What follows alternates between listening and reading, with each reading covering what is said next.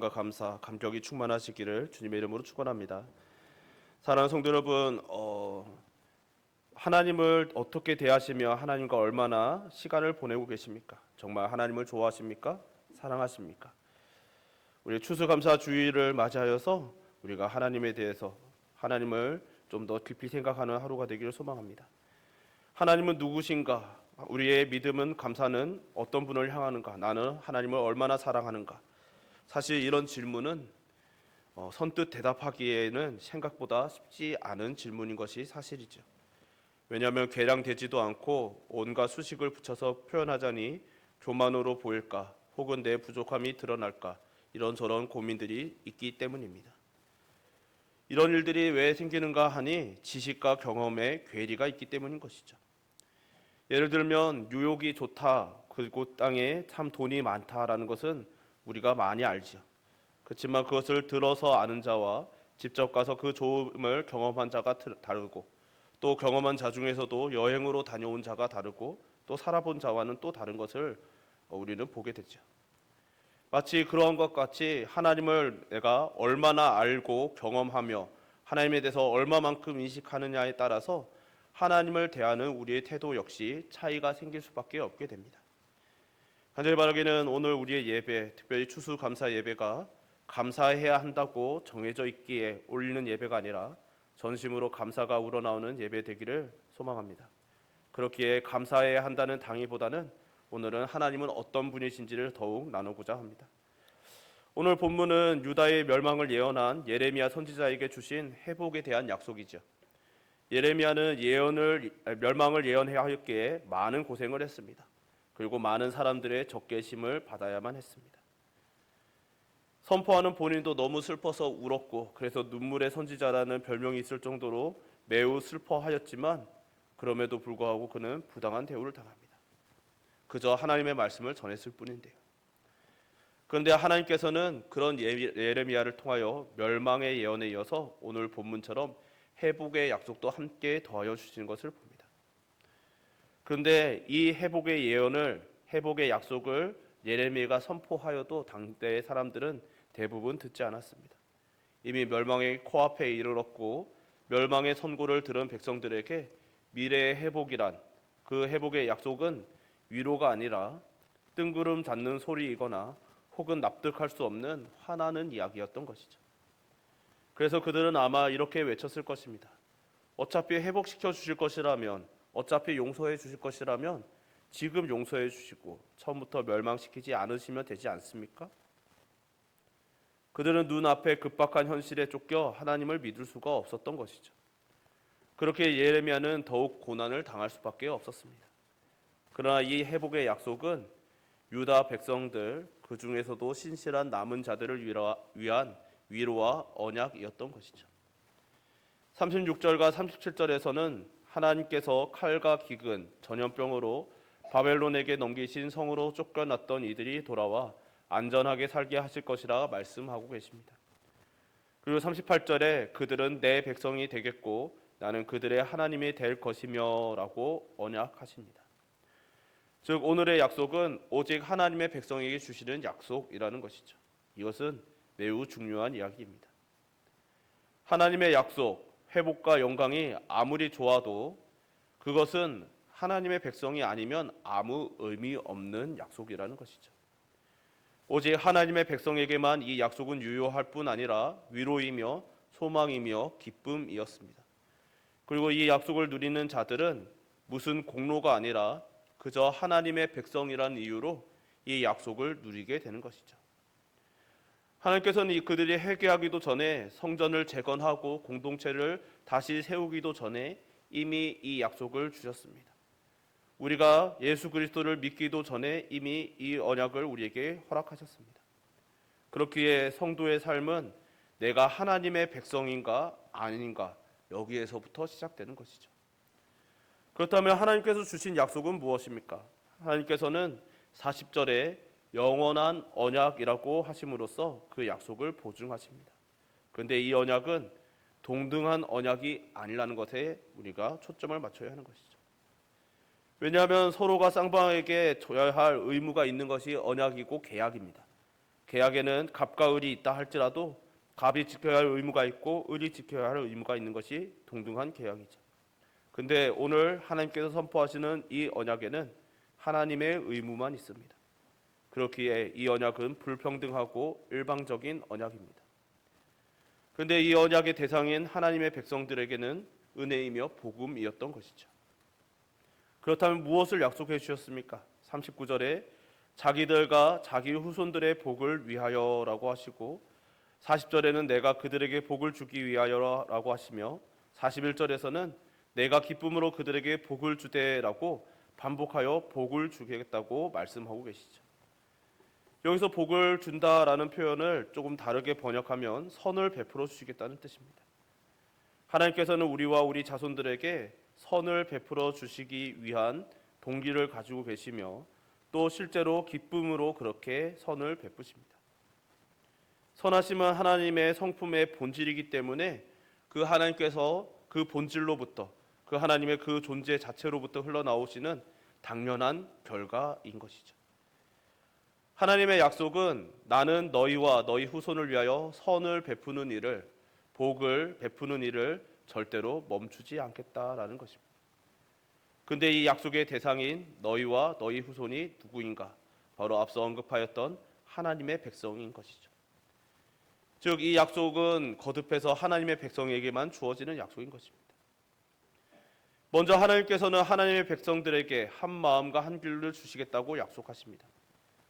그동안 유다 백성들은 늘 두 마음과 두 길을 가지고 살아갔던 자들이었죠.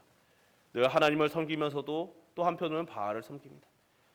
성경에 수없이 많은 우상 숭배가 나오고 그들이 바알을 섬기고 또 아세라상을 섬기고 여러 가지 우상 숭배를 하였다 하여서 유다 백성들이 하나님을 섬기지 않았던 것이 아니었습니다.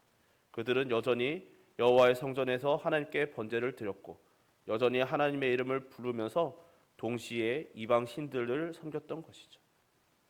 그렇기에 그들의 마음에는 언제나 두 마음이 있었고 또 그들의 길에는 두 가지 길이 있었습니다. 하나님을 향한 길과 우상을 향한 길이 있었던 것이죠. 그러나 이제 하나님께서는 이제 한 마음 한 길을 주시겠다고 하십니다. 그러면 하나님의 백성들은 자기들과 자기의 자손들의 유익을 위하여 선을 위하여 항상 하나님을 경외하게 될 것이라고 말씀하시는 것이죠. 하나님을 경외하는 것 외에 다른 마음이 없게 되고 하나님을 경외하는 것 외에는 다른 길도 없게 될 것이라고 약속하고 계시는 것이죠. 여기서 하나님을 경외한다는 단어도 39절과 40절에 사용되었는데 이 경외함은 하나님께 대한 인간의 가장 합당한 태도를 말하죠. 경외함은 결국 사람으로 하여금 하나님께 엎드리게 합니다. 그리고 이 엎드림은 결국 예배가 되죠. 하나님께서는 39절에 자기 백성과 그 후손의 유익을 위하여 한 마음과 한 길로 행하여 하나님을 경외하게 하시겠다고 약속하셨습니다. 그리고 40절에서는 다시 한번 하나님의 의도가 하나님의 백성에게 선을 베풀어 주시는 것임을 밝히십니다. 하나님께서는 선을 베풀어 주시는 일을 결단코 멈추지 않으시고 계속 하실 것이죠. 그리고 하나님께서는 절대로 자기 백성을 떠나지 않으시겠다고 영원한 언약을 선포하고 계십니다. 이 언약을 통하여 하나님께서는 자기 백성의 마음에 하나님을 경외하는 단 하나의 마음을 남겨두시겠다고 심으시겠다고 말씀하시는 것이죠. 이때 특이한 점은 나를 경외함을 그들의 마음에 두어 나를 떠나지 않게 하고라고 말씀하셨다는 것입니다. 이것은 너희에게 명령하여 예배하는 것을 의무적으로 예배하게 하지 않으시겠다고 말씀하시는 것이죠. 그동안 율법이니까 말씀이니까 하나님의 명령이니까 내가 어쩔 수 없이 당연히 해야 될 수밖에 없는 의무로서 예배를 드리게 하지 않으시겠다는 것이죠. 즉 예배하고 싶은 마음이 갈망이 있으므로 스스로 자발적으로 예배하게 하시겠다는 것입니다. 이때 주의해야 할 점은 이 스스로 자발적으로 또 갈망함이라는 것은 우리의 감정과는 무관하다는 것입니다. 때론 우리의 처지가 또 우리의 감정이 매우 험악하여도 예배를 드릴 수밖에 없다라는 의무감을 넘어서 드릴 수밖에 없다라는 나의 마음이 바로 하나님께서 우리에게 심어주시는 마음인 것이죠. 그러면 하나님의 백성은 다시는 하나님의 곁을 떠나지 못하게 되는 것입니다. 지금까지 이스라엘은 유다는 늘 하나님의 곁을 떠났으며 늘 하나님을 매일매일 배신하며 살았습니다. 이제는 결코 그런 일이 없을 것이라고 말씀하시는 것이죠. 왜요? 하나님은 어떤 분이신지, 하나님께서는 얼마나 선하시며 인자하신지, 그리고 그 하나님의 사랑이 얼마나 크고 놀라운지를 확실히 경험했기 때문입니다. 그리고 하나님께서는 당신의 백성들에게 선을 베푸시는 것이 기쁨이라고 말씀하십니다. 41절에 내가 기쁨으로 그들에게 복을 주되 분명히 나의 마음과 정성을 다하여 그들을 이 땅에 심으리라 라고 말씀하시죠. 선하신 하나님께서 자기의 백성들에게 선을 베푸시는 것은 선이기에 그 하나님께 기쁨이 되십니다. 기쁘시니 그 선을 베푸심에도 한계가 없으신 것이죠. 하나님께서는 마음을 다하고 정신을 다하여 또 유다 백성의 돌아온 자들을 그 땅에 다시 심으시겠다고 약속하십니다. 주님께서 심으시면 아무도 뽑을 수가 없는 것이죠. 이런 무한한 사랑과 복을 약속하심에도 그 사랑과 복을 받을 우리에게 주어지는 의무가 없다는 것이 놀라운 것이죠. 모두 하나님께서 하실 일들입니다. 이것이 복음인 것이죠. 그래서 복음은 은혜이며 선물입니다. 그리고 이 언약은 우리 주 예수 그리스도의 안에서 온전히 성취되었습니다. 하나님께서 예수 그리스도를 보내신 일과 십자가에 달려 죽게 하신 일, 그리고 부활 승천하시기까지 이 모든 구속 사역에서 인간이 한 일은 아무것도 없는 것이죠. 오직 삼위 하나님께서 모든 것을 하셨습니다. 그렇게 우리에게 주어진 것은 하나님께서 예수 그리스도 안에서 죄인을 위하여 행하시고 완전하게 성취하신 일을 내가 신뢰함으로 받아들이는가인 것이죠. 이것이 내가 하나님의 백성인가 아닌가를 결정합니다. 그리고 성도는 이 약속을 믿고 그 은혜를 경험한 자인 것이죠. 다른 길은 있을 수가 없습니다. 이 모든 과정 속에, 즉 구원을 위해 내가 할 수 있는 것은 아무것도 없는 것이죠. 그러니 예배도 우리가 하나님을 감동시켜 드리는 것이 먼저가 아닌가라 하나님께서 우리에게 주신 은혜에 우리가 감동하는 것이 먼저입니다. 그래서 예배조차도 우리가 주도적으로 하나님께 드리는 것이 아니라 하나님께서 베푸신 은혜에 감사감격하여 경외하는 것으로 하는 마음으로 드리는 것이며, 그렇게 예배조차도 하나님께서 주관하시는 것이죠. 그래서 복음은 능력이 있는 것입니다. 그래서 예배는 능력이 있는 것이죠. 그 능력으로 죄인은 자유를 경험하고 누리게 됩니다. 하나님을 경험하면 그래서 더 이상 형식주의자가 될 수 없습니다. 자신을 거룩한 척 꾸밀 필요도 없게 됩니다. 내 죄와 실수, 더러움을 숨길 필요도 없어집니다. 왜요? 하나님께서 내 모습 이대로 사랑하셨음을 알게 되니까요. 그러니 내 모습을 감출 필요 없이 나 스스로 나를 용납하며 나를 사랑하는 주님께서 나를 받으사 반드시 다듬어 주시고 거룩하게 해 주시고 마침내 영화에 이르게 하실 것을 믿기에 우리의 미래를 긍정하며 소망하게 되는 것이죠. 두려움이 점차 사라져 가게 되는 것입니다. 그래서 당당해지는 것이죠. 나를 꾸미고 그런 채 하며 형식으로 나를 숨길 필요가 없어지게 되는 것입니다. 그러니 우리는 무조건 감사하라고 감사의 규칙이나 감사의 양을 정해둘 필요가 없습니다. 매일 감사합시다. 매일 하루에 3번은 감사합시다. 이럴 필요가 없다는 것이죠. 신앙은 절로 감동하며 감사하게 되며 감격하게 되는 것입니다. 분명 세상에서 상처 입고 찢겨져 내가 감사할 처지도 예배할 상태도 아닌데 예배 드리지 않을 수 없어서 손들고 나가게 됩니다. 찬양하게 됩니다. 참을래야 참을 수 없는 감격이 터져 나옵니다. 하나님께서 가르치시는 말씀인 것이죠. 기도하게 되는 것이죠. 그러니 하나님을 알게 된 자들의 반응은 한결같은 것이죠. 이 상태로는 내 마음, 이 상태는 도무지 하나님께 나아갈 수 없는데 하나님께 절로 나아갈 수밖에 없게 되는 일들이 일어나게 되는 것입니다. 사랑하는 성도 여러분, 하나님께서 우리에게 주신 예배는 이러한 것이죠. 우리로 하여금 결국 하나님 앞에 스스로 나오게 하시는 것입니다. 이때 거듭 말씀드리지만 우리의 처지와 상태 혹은 우리의 감정과는 상관없습니다. 그래도 나는 예배 드릴 수밖에 없다라는 그런 마음이 드는 것, 내가 살려면 기도밖에 없다라는 그런 마음이 드는 것, 그래서 정말 도무지 기도할 마음이 아닌데, 기도할 처지가 아닌데 기도하게 되는 것. 내 이 상태가 너무나 부끄러워서 하나님 앞에 고개를 들 수가 없는데 하나님 앞에 결국 나가서 예배 드리는 것. 내 처지가 그러하나 하나님 앞에 주님이라고 부르게 되는 것. 이 모든 것이 우리가 하나님께 나아갈 수밖에 없게 하시는 하나님의 감동인 것이죠. 오늘 이 자리에 나오실 때 감사 주일이지만 우리 모두가 한결같은 감격과 혹은 넘치는 감동으로 우리의 감정으로 나오지는 못했을 수도 있습니다. 그러나 오늘 우리가 이 자리에서 함께 예배 드리는 것이, 주의 말씀에 귀 기울이는 것이, 주님의 기도하는 것이 모두 하나님께서 우리에게 허락하신 마음이며 우리의 영혼에 새겨주신 감격임을 믿고 오늘도 기쁨으로 예배하시며 예배의 기쁨을 누리시며 하나님과 친밀히 교제하시는 저와 여러분 되시기를 주님의 이름으로 축원합니다. 우리 찬양 한 곡 부르고 같이 기도했으면 좋겠습니다. 기도하실 때 먼저 십자가 그 위에 나 죽었네 라는 찬양인데요, 우리 가사를 생각하면서 우리에게 베풀어 주신 하나님의 사랑과 은혜를 기억해 봅시다.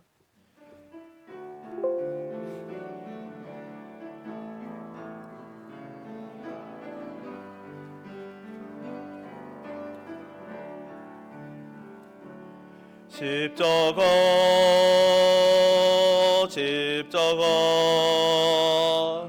그 위에 나 죽었네. 그 사랑 내 속에 강같이 흐르네. 십자가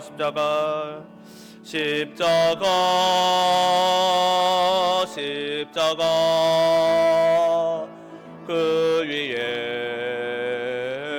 나 죽었네. 그 사랑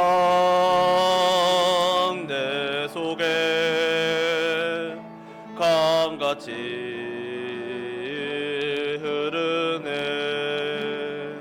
그의 생명 내 속에 그의 능력 내 안에 그의 소망 내 삶에 나의 삶 주의 것. 십자가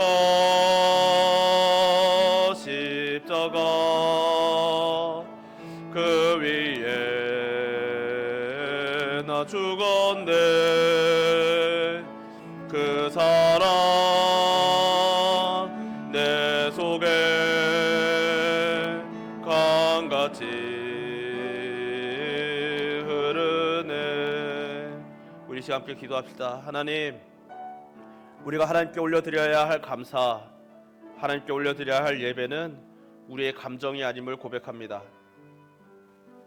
주님께서 우리에게 베푸신 사랑이 우리 안에 여전히 흐르고 있기에 사람의 눈으로 볼 때는 우리가 예배 드릴 형편이 아니어도, 하나님께 찬양할 형편이 아니어도 하나님께 나와 예배 드리는 것, 기도하는 것, 때로는 우리의 정말 감정이 격하여서 하나님의 이름을 부르짖는 것, 그 모든 것이 하나님께서 우리에게 새겨주신 하나님의 사랑이며 하나님을 향할 수밖에 없는 우리의 마음임을 고백합니다.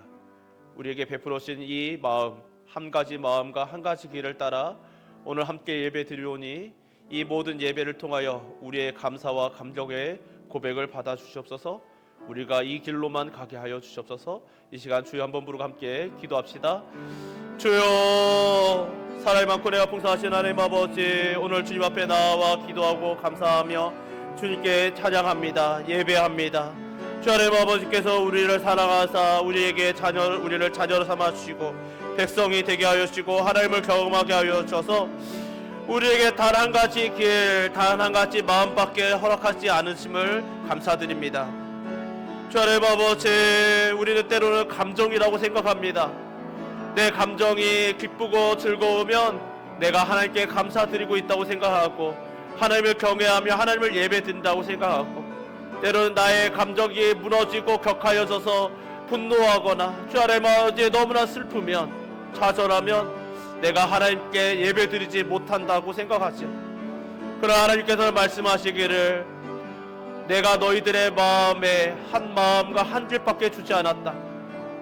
그래서 너희들이 슬플 때나 기쁠 때나 너희들의 마음에 정말 감격이 넘칠 때나 정말 모든 것이 잘 되고 모든 것이 형통할 때나 모든 것이 막히고 좌절할 때나 결국 하나님 앞에 나와 주의 이름을 부를 수밖에 없을 때, 또 주의 이름을 찬양할 수밖에 없을 때, 그저 주님을 예배할 수밖에 없어서 예배 드릴 때, 예배 드리지 않을 수가 없다고 고백하는 우리의 고백이 바로 하나님을 향한 우리의 찬양이며 우리의 감사이며 우리의 예배임을 고백하오니, 주여 하나님 아버지, 오늘 우리가 올려드리는 이 예배, 우리의 감사의 예배를 받으소서. 주여 하나님 아버지, 우리가 이 길에서 떠나지 않게 하소서. 예배 드릴 수밖에 없는 우리의 이 마음, 예배 드릴 수밖에 없는 우리가 이 한 길에서 떠나지 않고 주님께서는 정말 주님 뵙는 그날까지 영원토록 주님을 예배하며 주님을 찬양하며 경배하게 하여 주시옵소서. 사랑이 많으신 하나님 아버지, 오늘 추수감사주일을 맞이하여 우리가 주님께 올려드리는 감사가 무엇인지 되새겨봅니다. 주님께 감사드리는 것, 주님께 경외하는 것, 주님께 예배하는 것, 때로는 우리가 이것이 우리의 감정에 좌우되는 것으로 생각할 때가 있었습니다. 그러나 하나님께서 말씀하시기를 너희들에게 내가 한 마음과 한 길밖에 새겨주지 않았다고 말씀하시는 것을 봅니다.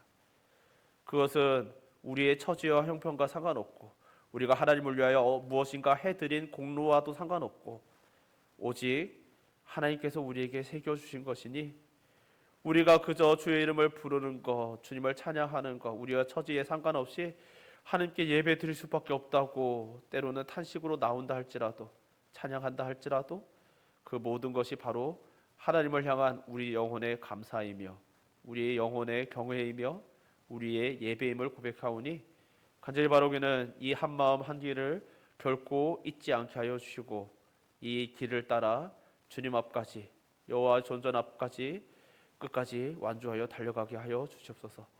우리들에게 한 마음과 한 길을 허락하여 주심에 감사드리오며 예수님 이름으로 기도드립니다. 아멘. 찬송